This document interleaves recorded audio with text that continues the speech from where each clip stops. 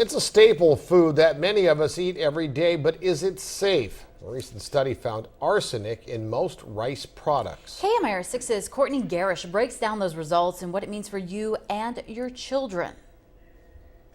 Arsenic is a naturally occurring element, and it's practically everywhere in the ground, in our water, and in our food. But it is highly toxic to humans. Long-term exposure has been linked to bladder, lung, and skin cancer. A recent study by Consumer Reports raises the question, how much is too much?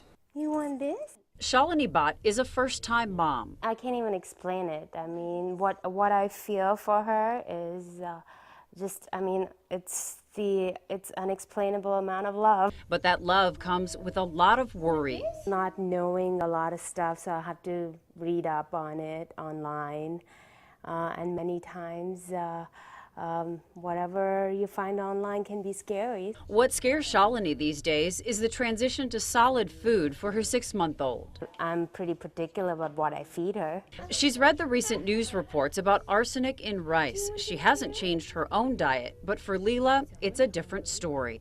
When it comes down to her, I'll probably be a little more cautious when it comes to feeding rice. Some parents were alarmed to find out the high content in rice cereal. When we did our risk assessments and we made our recommendations, it was about exposure over a long period of time. Dr. Michael Krupane was part of the study conducted by Consumer Reports. His recommendation, limit the amount of rice, especially for younger children, and only feed infants 1 serving of rice cereal a day. You look at all of the foods that we can get arsenic from, rice usually comes up to the top of the list with the highest levels. So why is there so much arsenic in rice? It grows in water, which contains arsenic, and all of that then gets absorbed into the plant. Rice producers claim rice is safe, but are waiting on a new study by the FDA. The government is planning to release a comprehensive study of arsenic levels done on more than 1,000 products. Back to that Consumer Reports study, while the levels varied, overall the arsenic was highest in rice grown in the southern U.S. In most cases, it was higher in brown rice than white. There's no data right now that suggests that avoiding rice is something that would be indicated.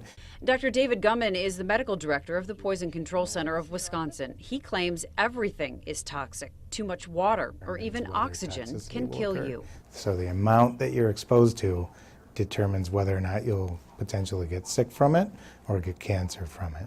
He insists the nutrients in rice are more important than the risk of exposure to arsenic. I think if a child has a balanced diet, sometimes oats, sometimes wheat, sometimes fiber, sometimes rice, the child's going to be better off. So for Shalini and Leela, that means limiting rice for now. It's always a good feeling to know you're keeping a child safe.